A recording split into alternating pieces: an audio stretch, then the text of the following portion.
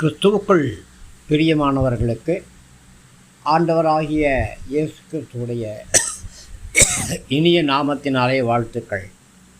இன்றைக்கு சபைக்கூடி கர்த்தரை ஆராதிக்கிற ஒவ்வொரு பிள்ளைகளையும் ஆண்டவராக இயேசு கிறிஸ்துவுடைய நாமத்தினாலே வாழ்த்துகிறேன், ஆசீர்வதிக்கிறேன். இந்த நாளின் தியானத்துக்காக நாம் எடுத்துக்கொண்ட வேத பகுதி, இயேசு அவளை நோக்கி, நீ விசுவாசித்தால் தேவனுடைய மகிமையை காண்பாய் என்று நான் உனக்கு சொல்லவில்லையா என்றார். பிரியமானவர்களே, தொடர்ந்து இந்த 11ஆம் அதிகாரத்தை வாசித்தால் ஒரு சில சம்பவங்களை நீங்கள் அறிந்து கொள்ள முடியும்.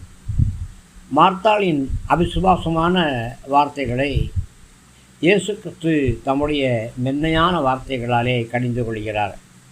நீ விசுவாசித்தால் தேவனுடைய மகிமையை காண்பாய் என்று நான் உனக்கு சொல்லவில்லையா என்று கேட்கிறார்.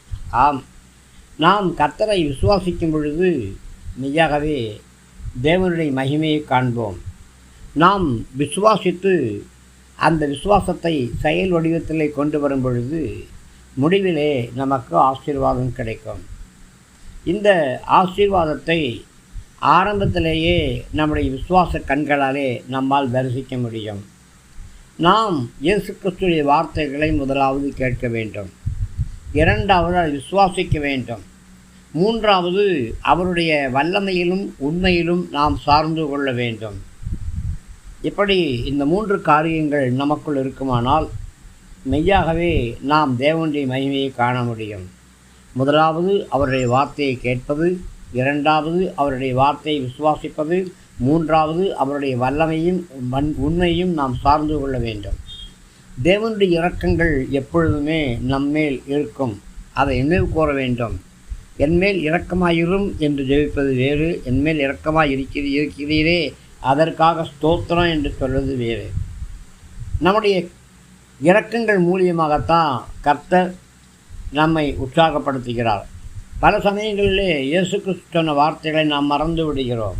பரிசுத்த ஆவியானவர் தேவனுடைய வார்த்தைகளை அப்பொழுது நமக்கு நினைவுபடுத்த வேண்டும் என்று ஜெபிக்க வேண்டும். ஆவியானவரே, சகல சத்தியத்துக்குள்ளும் என்னை நடத்துவீராக அப்படின்னு கேட்கணும். சத்திய வார்த்தைகளை நம்முடைய இதயத்தில் நினைவுபடுத்துவார். இயேசு கிறிஸ்து ஏற்கனவே சொன்ன வார்த்தைகள் மார்த்தாள் மறந்து விட்டாள்.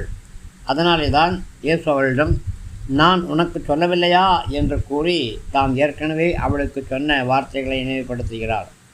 நீ விசுவாசித்தால் தேவனுடைய மகிமையை காண்பாய் என்று நான் உனக்கு சொல்லவில்லையா என்ற இந்த வாக்கியத்தை இயேசு கிறிஸ்து மார்த்தாளிடம் எப்போது சொன்னார் என்று வேதத்தில் எழுதப்படவில்லை.